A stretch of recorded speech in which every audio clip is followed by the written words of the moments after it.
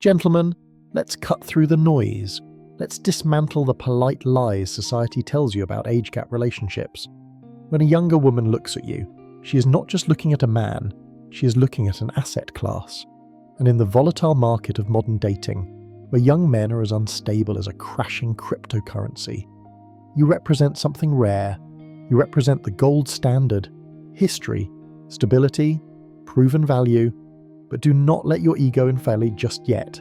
This is not a compliment. It is a cold, calculated risk assessment by her biological programming. In the era of our grandfathers, being an older man commanded automatic respect. The grey hair was a crown and the wrinkles were badges of honour. You were the patriarch, and your authority was absolute. But look around you. That world is dead. It was buried under the rubble of modern feminism and digital chaos.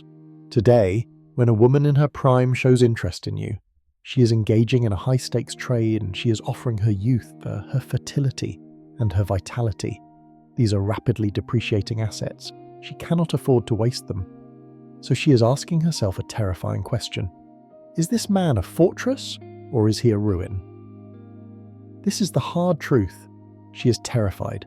She is terrified that your experience is actually just trauma. She is terrified that your stability is actually stagnation.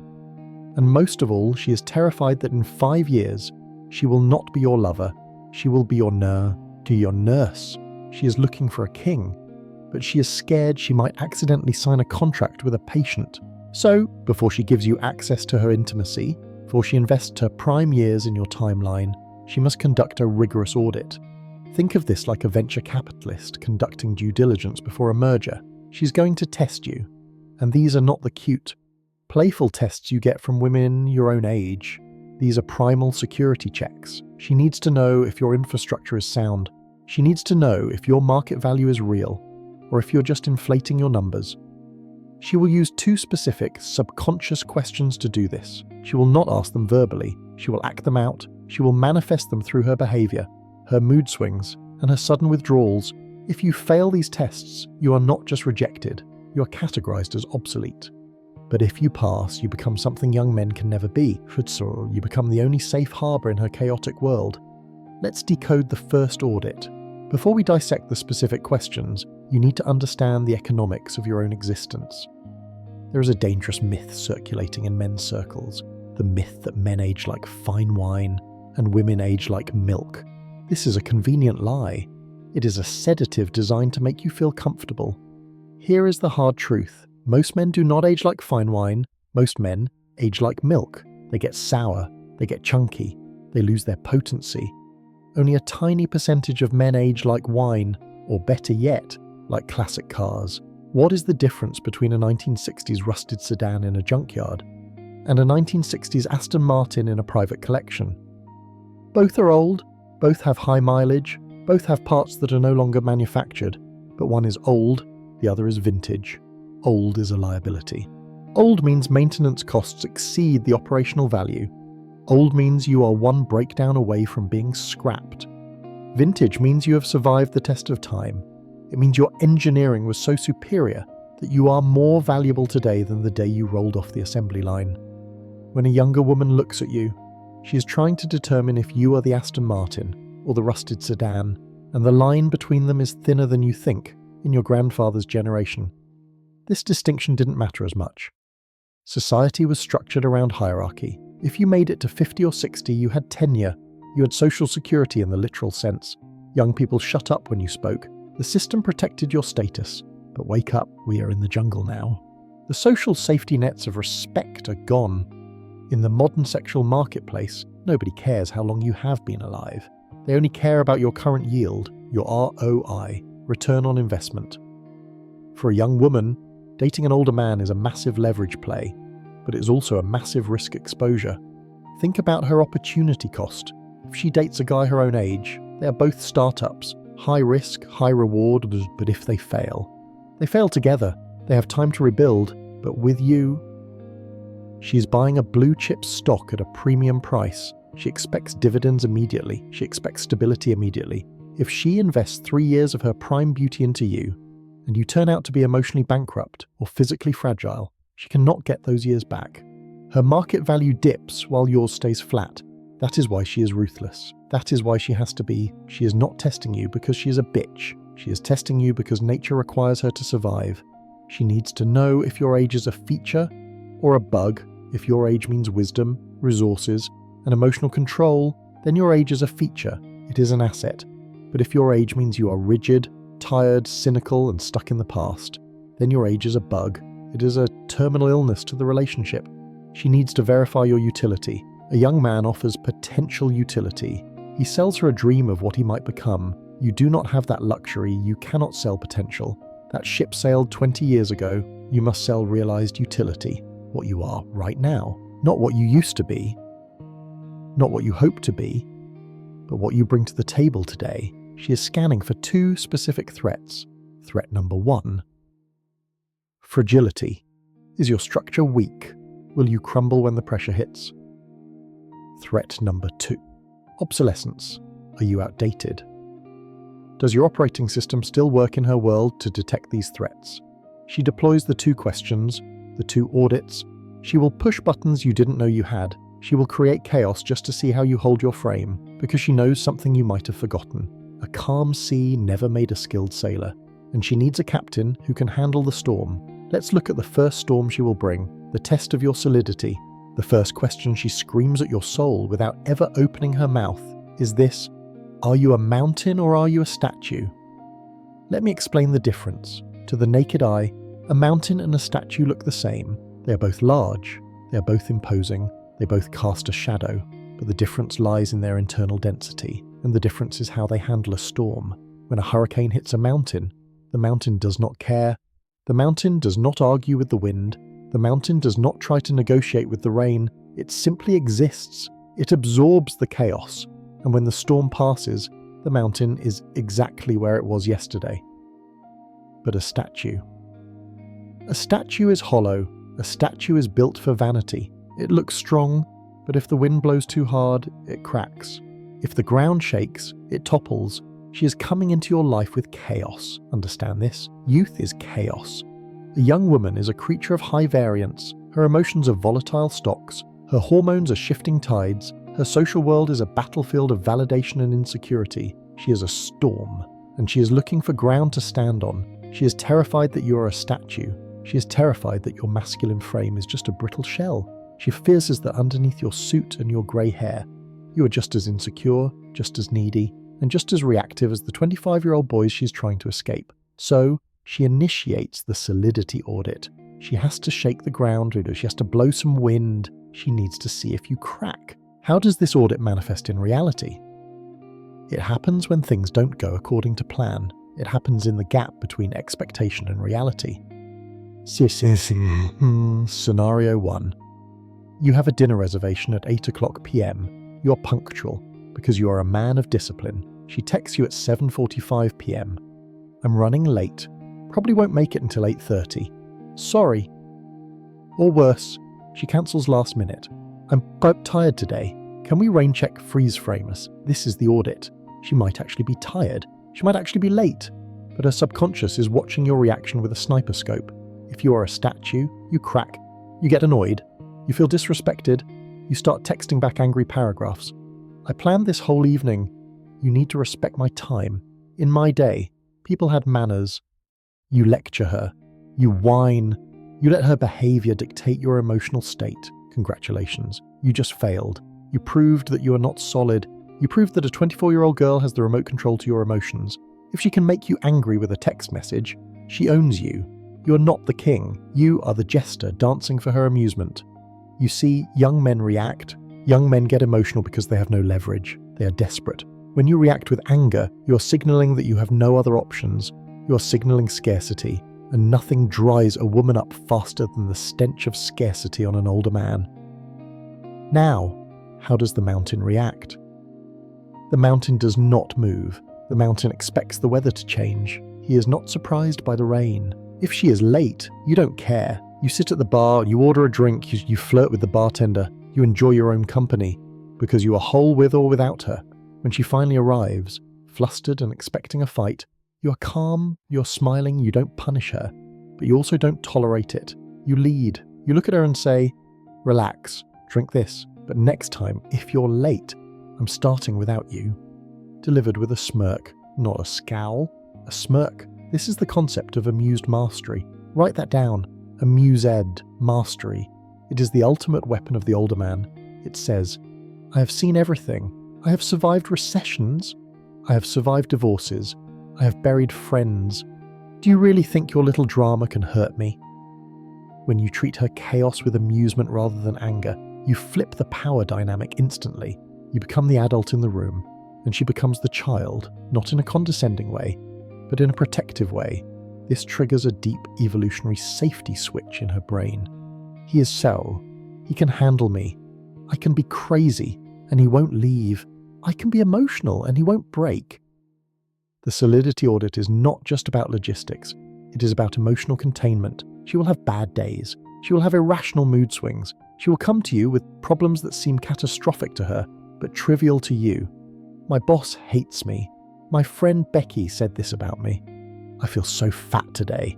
If you try to fix it with logic, you fail. If you get annoyed by her whining, you fail. She wants you to be the container, the vessel that can hold her toxic waste without being corrupted by it. Think of nuclear waste disposal. You need a container made of thick lead and concrete. If the container is thin plastic, the radiation leaks out and kills everyone. She feels radioactive sometimes.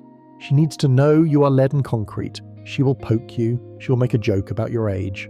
Hey boomer, you listen to such old music. She is checking for insecurity. If you get defensive, hey, this is classic rock. It's better than your garbage rap. You lose. You sound like a grumpy old man yelling at clouds. The mountain laughs. Yeah, I listen to old music because I have taste. One day you'll grow up and understand. You own it. You frame your age as superiority. You frame your past as a treasure chest, not a baggage claim. Why is this audit so crucial? Because the market is flooded with weak men. Men who apologize for being men. Men who walk on eggshells. Men who are terrified of being cancelled or rejected. She is drowning in a sea of weak men. She is looking for an island. If you pass the Solidity audit, her attraction for you spikes. It goes vertical, or worse, because you have provided the one thing money cannot buy. Certainty. In a world of variables, you are the constant. But be warned, solidity is only half the equation. You can be solid, but you can also be a fossil. You can be a rock, but a rock that is covered in moss and half buried in the dirt is useless to her. Being tough isn't enough. Being unshakable isn't enough. You must also be relevant. She has verified that you can survive the storm. Now she needs to know if you can navigate the future. She needs to know if you are alive, or if you're just waiting to die. This leads us to the second and far more dangerous question, the relevance audit. You have proven you are solid. You are the mountain. You are the unshakable object. But here lies the second trap. The trap that catches the good men. The trap that catches the traditional men. You can be solid, but you can also be boring. You can be stable, but you can also be stagnant. A museum is solid. A library is stable. But nobody wants to have sex in a library. Nobody feels a rush of adrenaline staring at a fossil. So she hits you with the relevance audit.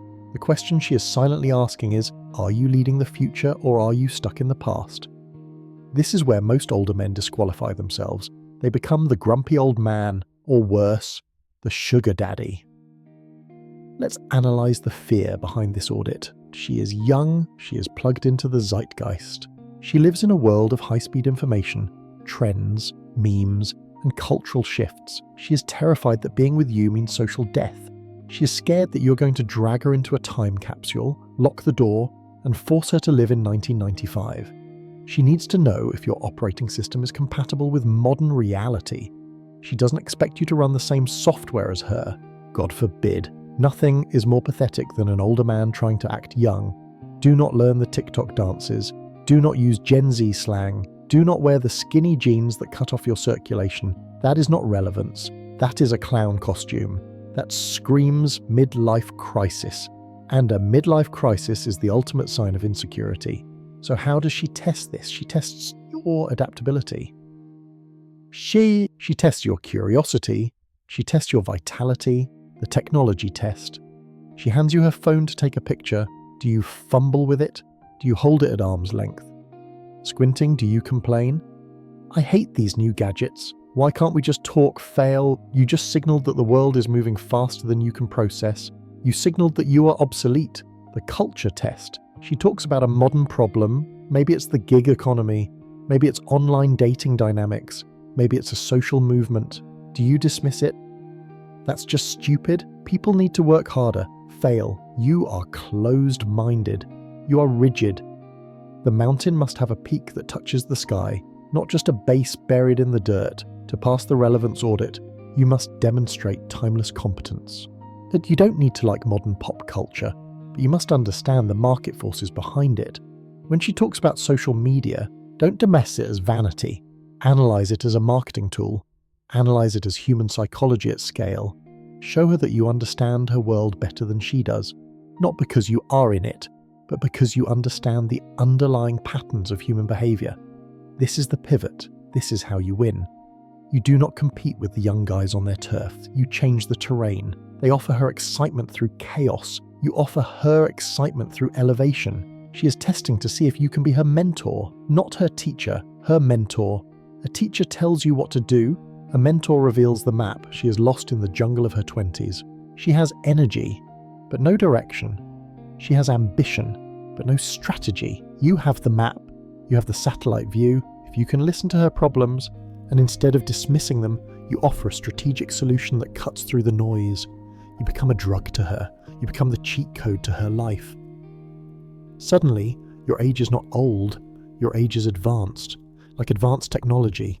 You have data she doesn't have. You have pattern recognition she hasn't developed yet. But there is a dark side to the relevance audit, the provider trap. Many men sense they are losing relevance. They look in the mirror and see the grey. They feel the energy dipping, so they try to buy relevance. They lead with the wallet. They take her to the most expensive restaurants. They buy the bags. They pay the rent. They think, if I provide, she will respect me. Wrong. In the economic terms of dating, if you lead with money, you are commoditizing yourself.